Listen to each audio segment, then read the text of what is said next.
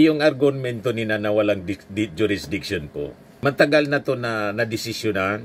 Kaya malamang po, itong argumento nila, i-reject lang po ng ICC judges.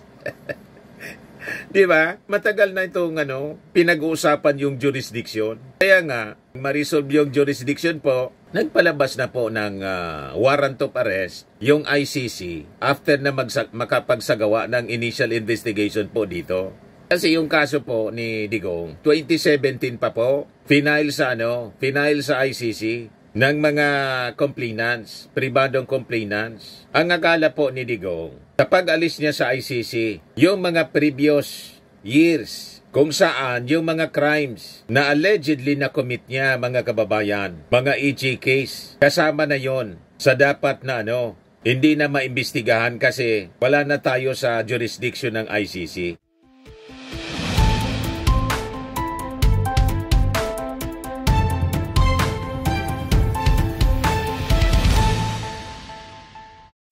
Hello po mga kababayan, si Dante Maravillas, Bicolano vlogger, broadcast journalist from Albay. Yung kampo ni Digong po, pag-usapan natin kasi ang depensa po ng kampo ni Digong, puro jurisdiction. Parehas nung kay Sara, jurisdiction din ng Senado ng 28th Congress ang kini-question para ma-dismiss yung kaso. Ganon din po sa ICC, jurisdiction yung kini-question. So this is an indication na talaga, takot na takot sila, mga kababayan, both Sara Duterte sa impeachment trial, impeachment case, tapos sa Digong, sa ICC case niya, Crimes Against Humanity, na mangyari ang full-blown trial. Kasi mahirap nga pong lumusot. Yan ang ibig sabihin nito. Mahirap nilang malusutan yung kaso. Kaya kini-question nila, jurisdiction. So ang mangyari nito mga kababayan, lalong matatagalan yung proseso. Lalo niyan hindi makakalabas ng buhay si Digong kasi dinadrag ninyo. Di ba? Imbis mapadali po yung promulgation of the case, dinadrag yung kaso. Duterte camp insists ICC lacks jurisdiction. Calls for former president's immediate release. Sa kakamadali ninyo, hindi ninyo na namamalayan, lalong natatrap si Digong sa kulungan. Di ba po? Yan ang nagiging resulta mga kababayan. Parang yung nangyari, umalis si Digong sa ICC para makatakas sa kanyang pananagutan. Ang konsekwensya, nahulog siya doon sa trap, sa patibong na siya man lang ang may gawa.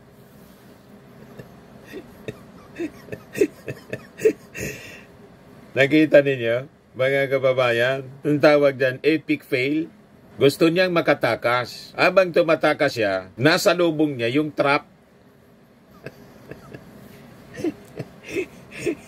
Yung action pala na ginawa niya, na pag-alis mga kababayan sa ICC, yun mismo ang magiging trap niya. Akala niya, yun ang magiging daan para siya makatakas. Nakita ninyo? Ang nangyari mga kababayan sa dating Pangulong Digong. O ngayon, in the same way, kini-question ng mga abogado ni Digong yung jurisdiction para daw makalabas siya agad. Yun ang objective nila. Calls for former president's immediate release. Ang mangyayari niyan, lalo na matatagalan, imbis na immediate. Lalong matatagalan po. Kasi siyempre, yung prosecution hindi papayag ki-questionin yung mga argumento na kanila pong nilalatag. And it will take time, mga kababayan, sa salitan ng mga argumento. O di naubos na yung panahon ni Digong habang nag-argumento sila, nakakulong si Digong. Whereas kung naniniwala sana sila na talagang si Digong, mga kababayan, walang kasalanan dito sa kasong Crimes Against Humanity, idiretso na po yung trial para may promulgation agad. Kung walang pagkakasala, di acquittal. Di ba po? Pero kung may pagkakasala, lifetime imprisonment. Yun mga kababayan. Kaya lang, tingin nila kasi po, pag nag-full-blown trial, makukonvict si dating Pangulong Digong. Yan ang katotohanan dyan. Kaya ang kini-question nila, jurisdiction, parehas din po sa impeachment, sa lakas ng ebidensya. Ang ebidensya kasi po, ang nagbigay ng ebidensya, si Digong mismo, mula sa kanyang bibig, admission of the crime. Ganon din po si Sara, mula mismo sa kanyang recorded na pagbabanta at yung mga ebidensya sa confidential funds nang nagbigay ng mga acknowledgement receipts na chichirya mula sa kanyang mga staff. Di ba ba? Kaya nandun sila nakafocus sa jurisdiction. Sabi dito sa report ng abogado.com,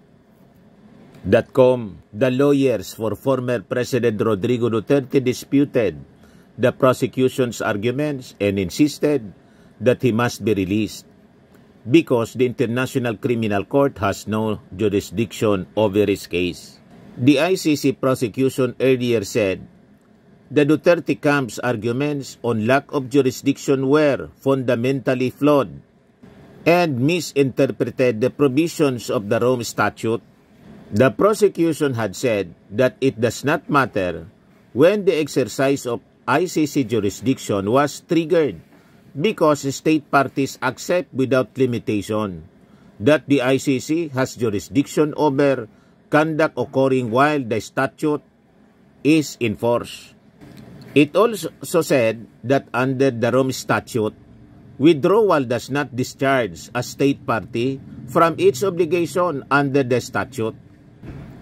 It further said the ICC may continue to consider any matter already under review when a state's withdrawal takes effect.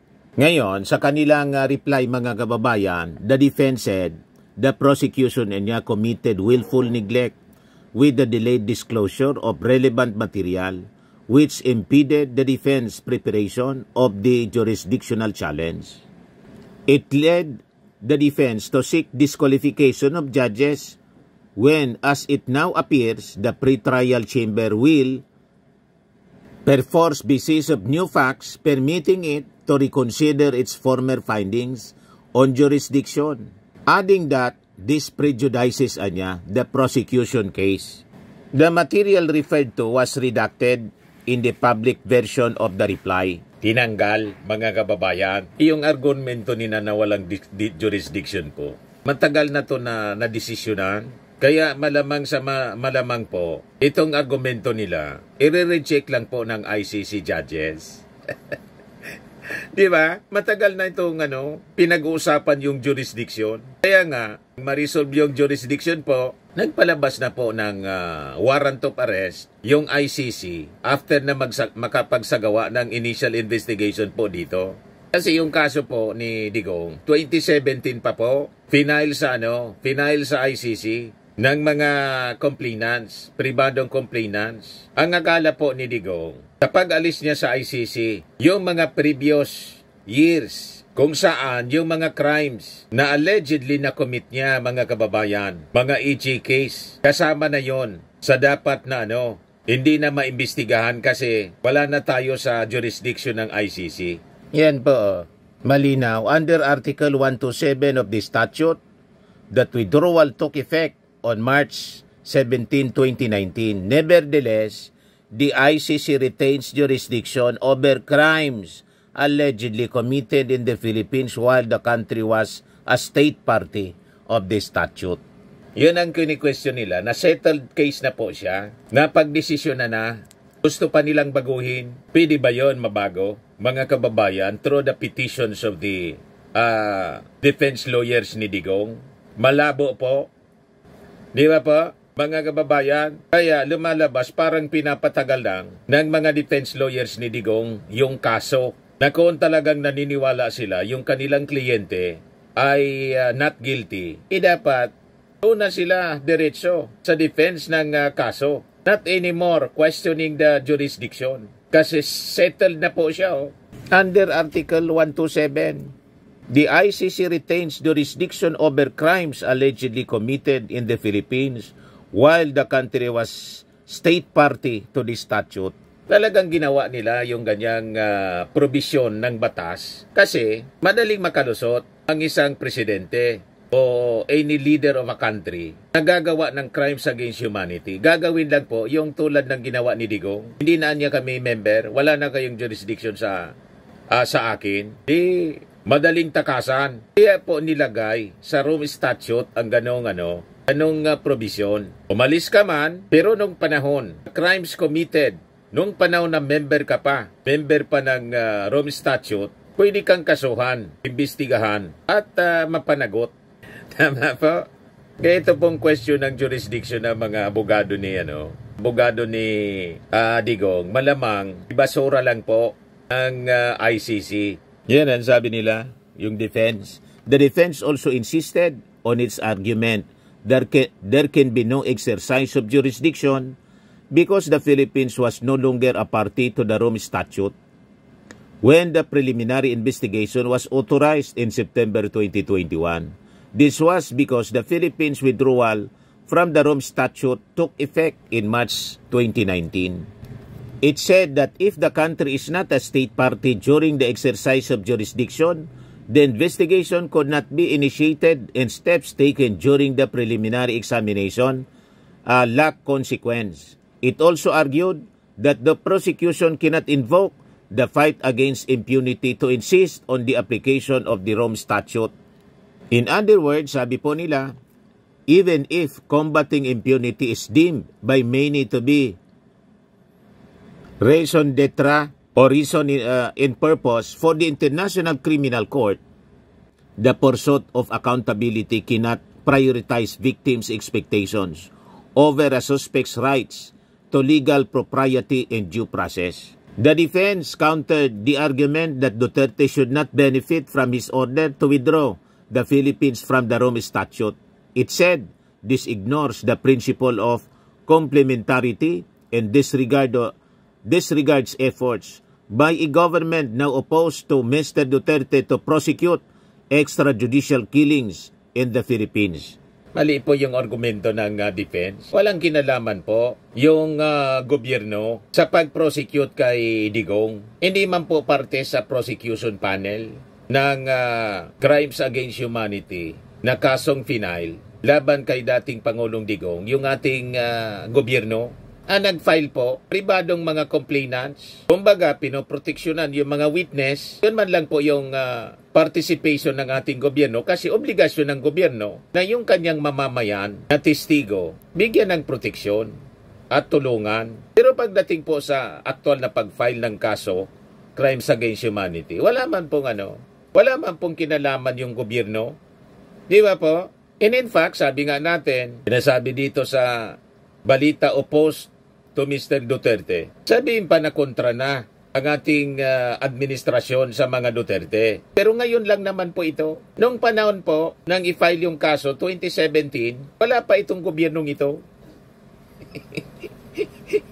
Di ba? So ginagamit nilang argumento yung present government, administration ng ating Pangulong Bongbong Marcos na opposed daw sa mga Duterte. Naging opposed na lang sa mga Duterte ngayon kasi walang tigil sa paninira yung mga Duterte sa ating Pangulo. Wala nga hindi i-oppose. Ginawa pang argumento po. It said this ignores the principle of complementarity and disregards efforts by a government now opposed to Mr. Duterte to prosecute extrajudicial killings in the Philippines. Pinapalabas ninyo na may hand sa prosecution ni Digong yung ating gobyerno. Wala mang hand sa prosecution po. Hindi nga po tinutulungan ng ating gobyerno yung mga pamilya kasi wala mang tiwala yung mga pamilya po sa judicial system until today dito sa Pilipinas. Kaya wala silang final na kaso dito sa ating bansa. Parang si Harry Roque, walang tiwala sa justice system. Kaya ayaw umuwi. Pero sabi niya, dapat si Digong daw iuwi dito. At dito kasuhan. Siya na kinasuhan dito, walang tiwala sa justice system. Pero kay Digong may tiwala siya na kasuhan dito sa Pilipinas. Kasi nasa dahig. Burugsukan po. Ganon sila, bangga-bangga yung mga argumento, yung mga pagdating sa kaso ni Digong, yung mga supporters niya, bring him home.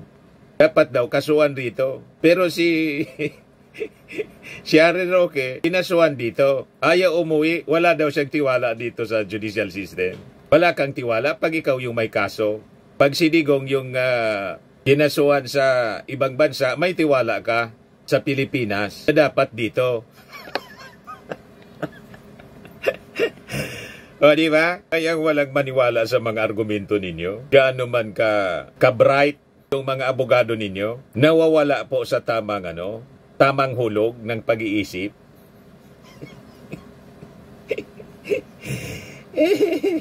Paulit-ulit yung argumento sa jurisdiction po, mga kababayan. Ang nangyayari sa salita ng mga argumento, lalo ninyong pinatatagal ang pagkakulong ni Digong, baka hindi na yan makauwi ng buhay. Di ba? May huling habili na. Pagkatapos, yung mga supporters nila, gumawa ng peeking picture, AI generated, na butot balat, nagalit si Sara. Hindi niya yan totoo na na-hospital na. Yung may gawa po na nagpakalat ng picture na AI generated, mga supporters nila, para makakuha ng sympathy. So ito yung pinakalat ng mga supporters nila. Edited, Sara Duterte debunks viral photo of dad in hospital. Mga supporters nila yung may gawa niyan. Tapos nag-warning si Sara Duterte. Yan kasi. So sabi dito, Mr. Duterte has never expressed a desire to shirk accountability. Walang desire na avoid accountability. Bakit kaya kini-question niya yung jurisdiction? Parehas din ang sinasabi dito ni Sara, I want a bloodbath, pero dismissal ang aksyon. Hindi sila nag-avoid, walang intensyon na avoid to shirk or shirk accountability. Pero, kini-question yung jurisdiction para walang presentation of evidence din. Ma-release without trial. Huwag kami mga abogado ni Digong. Alatang-alata yung mga style ninyo. Hindi yan uobra dyan sa ICC. Ang mga ganyang strategy, siguradong ibabasura yan. Na-desisyonan niya, matagal na yan na desisyonan jurisdiction po. The ICC retains jurisdiction over crimes allegedly committed in the Philippines while the country was a state party to the statute. Pinatatagal lang ninyo yung proseso. But anyway, buhay ninyo yan. Bahala kayo sa buhay ninyo. Bagay yung gusto ninyo. Kaya mga reactions dito sa edited na dinibank ni Sara Duterte. Sabi ni Dibyong Colayco, you once said, along with Bato, that there is nothing wrong with AI. So what is the difference now? O di ba, backfire yung pagpakalat nila ng AI? O ngayon, biktima kayo ng sarili ninyong statement na walang problema sa pagpakalat ng AI. Yun nga, pinakalat ng sarili ninyong mga suportador. O diba? Sa mga naghanap ng malinis and spacious fitness gym, pumunta lang po kayo sa aming Colossal Fitness Gym. We also offer Grab Car Rental with our brand new 2023 model ng Toyota Innova. We also accept booking for those who are planning to travel via PAL, Cebu Pacific, and other airline companies, local and international, and bills payment for Meralco Bills, PLDT, Aleco Bills, etc. Ang Colossal Fitness Gym is located at 3rd floor Security Bank Building, Lanco Business Park, Legazpi City, Albay. For inquiries, look for Chilon Maravillas, contact number 0966-802-0949. Yan yung aming Innova. Lagi na pong matao sa amin. Pati mga foreigners po, tingnan ninyo, mga British tourists sila. Ang lalaki ng katawan na, mga kababayan, nag-gym sa amin. Ito naman po, Indian National. Ito mga mga European sila. Ito naman yung bago naming product na binibenta online, Eye Glow Serum. Whitening po siya galing sa South Korea. Tingnan ninyo yung epekto sa aking anak na architect entrepreneur, Riz Maravillas. For inquiries, look for Riz Maravillas on FB. Ito naman po, Firmax Firming and Lifting Cream. Mainam po ito sa mga pains at paninigas na mga kaso-kasuan. Ito po, Automax Radiant Serum. Sa mukha naman yung application. Anti-aging po siya. You will look 10 years younger than your age.